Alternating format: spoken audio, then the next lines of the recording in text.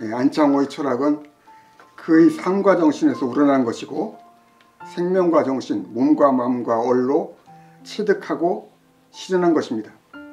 그의 철학은 그의 삶과 정신에서 그리고 삶의 역사에서 체험되고 깨닫고 실행된 것입니다. 물질적 제약과 속박에서 벗어난 생의 기쁨과 사랑을 지닌 사람은 물질적 조건과 환경, 역사 사회적 상황과 형세에 좌우되지 않는 낙관과 희망을 가질 수 있습니다. 평생 기쁨과 사랑을 잃지 않았던 안창호는 큰 시련과 역경 속에서 눈물을 흘리며 통곡하기도 했지만 어떤 경우에도 그가 살아있는 동안 희망과 낙관을 버리지 않았습니다. 그는 물질적 현실적 상황과 조건에 흔들리지 않는 절대 희망과 낙관을 가지고 살았습니다. 그것은 그가 그의 생명과 정신 속에서 생명의 깊은 진리를 체득하고 깨달았던 사람이었기 때문이라고 생각합니다.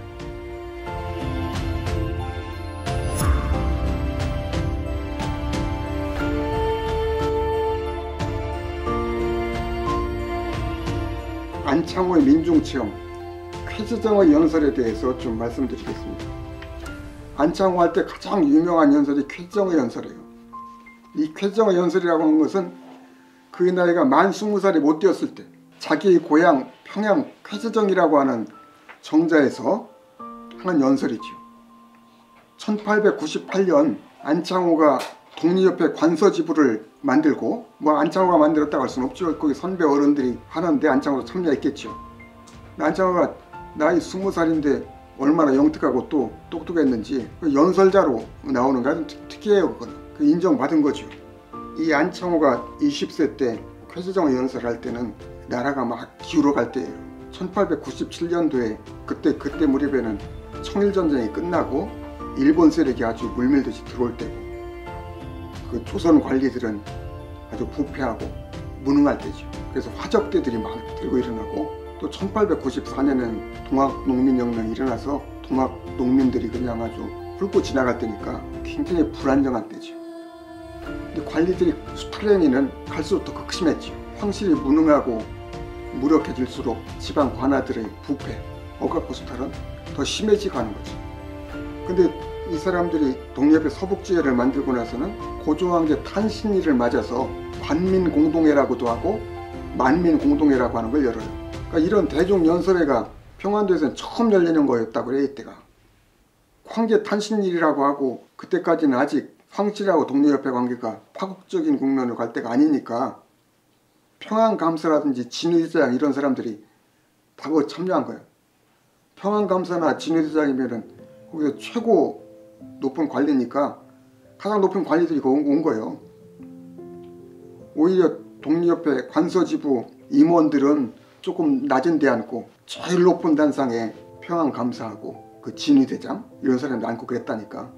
근데 그 앞에서 20살 먹은 안창호가 연설하는 거예요. 청중들은 또 누구냐면은 안창호한테는 다 부형 같은 사람들이죠. 그러지 않겠어요?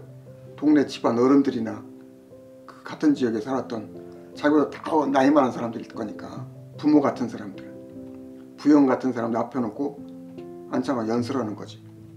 근데 이 연설 내용이 참 놀라워요. 안창호가 맨 먼저 쾌재정이라니 뭐가 쾌한가 그러면서 먼저 삼쾌를 얘기할 수 있다. 쾌재정이란 쾌자를 가지고 연설해. 근데 이 연설법이나 이런 걸 아마 조금 윤치호나 이런 사람들한테 좀 배웠을 거예요. 토론법을. 연설이라는 거 없었는데 어떻게 이렇게 굉장히 창의적인 연설을 하는 거예요. 쾌재정이라 무엇이 쾌한고 했더니 세 가지가 쾌하도다. 첫째는 황제 탄신일을 맞아서 군민 동락하니 그 황제와 백성이 함께 기뻐하고 즐거워하니 이것이 쾌하다. 또 감사 이하 높은 관원들이 축하식에서 우리들과 자리를 같이 했으니 관민 동락의 날이라. 관민, 관리와 백성이 함께 즐거워하는 날이라. 이것이 또한 쾌하다. 또 남녀노소 구별 없이 한데 모였으니 만민 동락이라. 남녀노소 구별 없이 함께 즐거워하는 만민 동락이라. 그래서 쾌재다.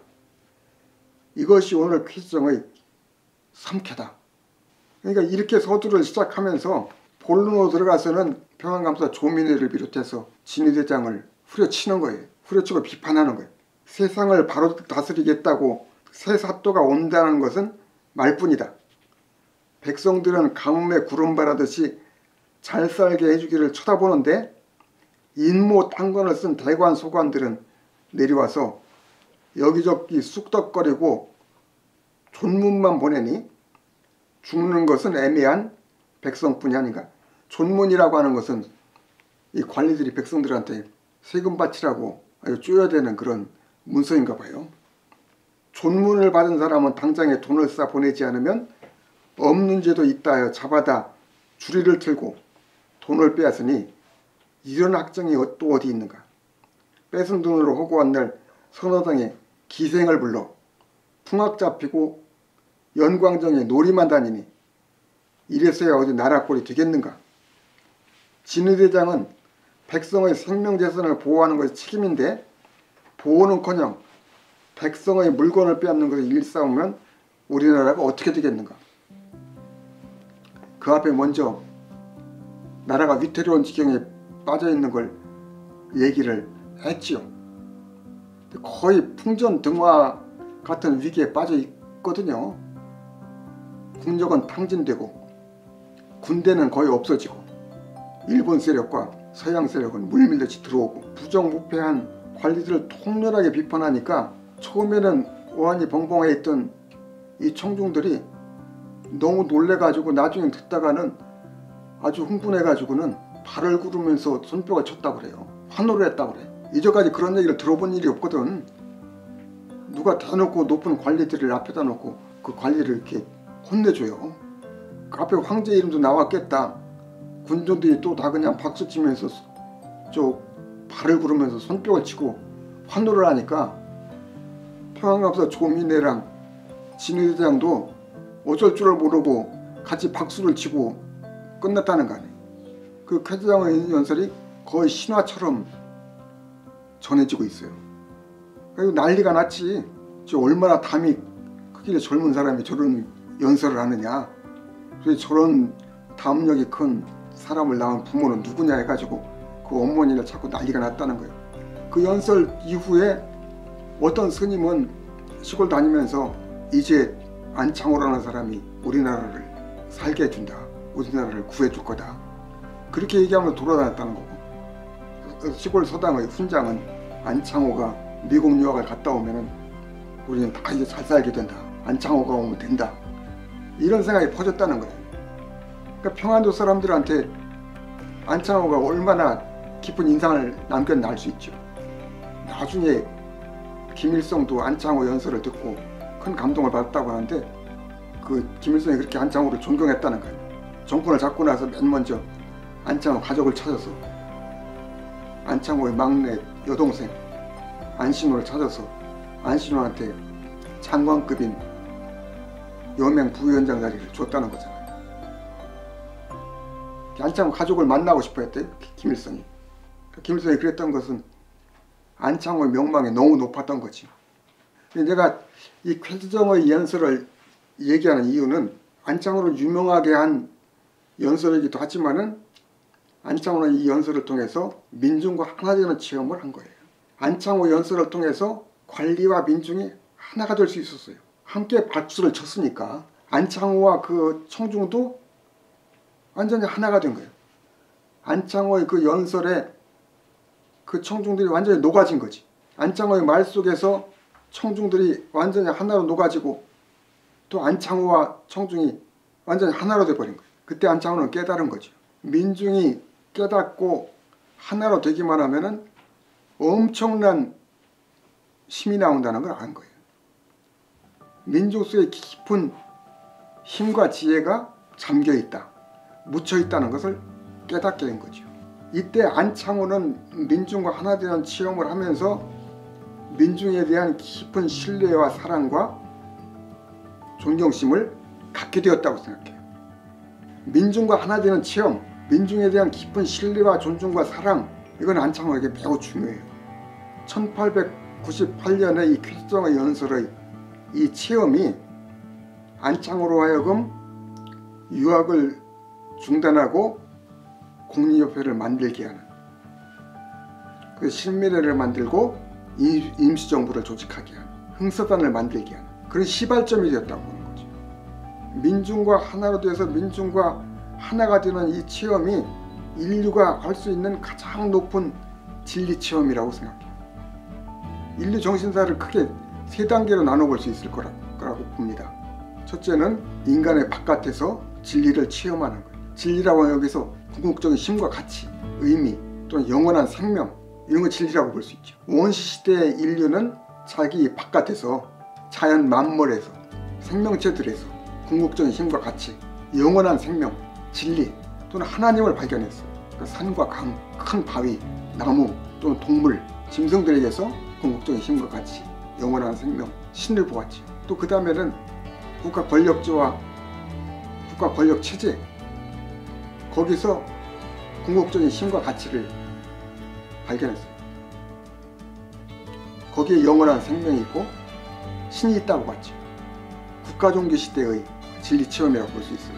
여기까지는 다 인간의 밖에서 진리를 체험하는 시대라고 볼 수 있죠. 기축시대에 들어와서 비로소 인류는 자기 생명과정신의 속에서, 생명과정신의 본성 속에서 궁극적인 가치와 의미, 힘과 지혜, 영원한 생명 또는 하나님을 발견한 거죠. 자기 안에서 궁극적인 진리를 발견하는 거. 그래서 이걸 바탕으로 해서 서로 다른 인간들이 하나가 될 수 있죠. 인간이 저마다 궁극적인 진리를 가지고 있으니까 그 진리는 또 보편적인 진리니까 서로 다르면서도 인간들이 서로 하나로 통할 수 있는 그런 진리에 도달했다고 본 거예요. 기축시대에 황금률이 나오잖아요. 내가 싫어하는 것을 남에게 하지 마라. 내가 하고자 하는 대로 남에게 해줘라. 남의 입장을 헤아리는 거, 그것을 황금률이라고 볼 수 있는데 보편적인 진리지요. 보편적인 진리. 그게 둘째 단계라고 볼 수 있어요. 세 번째 단계는 역사에 고통당하는 민족 속에서 나와 그 민중을 하나로 되게 하는 궁극적 가치와 의미, 힘과 지혜, 영원한 생명과 하나님을 발견하는 거죠. 이건 사실은 이사야서 53장에 나오는 고난의 종 이야기나 예수의 십자가 죽음과 부활, 이런 데서 암시되었다고 할까. 그러니까 나타나 있는 진리 체험의 방식이기도 하지요. 고난의 종이나 예수나 말하자면 고난받고 죽어가는 민중이잖아요. 고난받고 죽어가는 사람을 대표하는 거예요. 역사 속에서. 내 속에서도 아니고 어떤 자연 만물이나 국가 권력에서도 아니고 어떤 국가 권력에 의해서 짓밟히고 희생당하는 고난받는 민중, 고난받는 사람, 그 속에서 궁극적 가치와 의미, 영원한 생명, 하나님을 발견하고 나와 민중이 함께 구원받는 길 나가는 것. 그것이 그 다음 단계의 진리체험 방식이라고 생각해요. 안창호는 확실하게 민중 속에서 진리를 체험하는 그런 단계로 들어갔다. 그런 점에서 안창호의 진리체험은 나는 새로운 양식의 진리체험 방식이라고 생각해요. 가장 현대적이고 또 우리가 지금 생각할 수 있는 가장 궁극적인 진리체험 방식.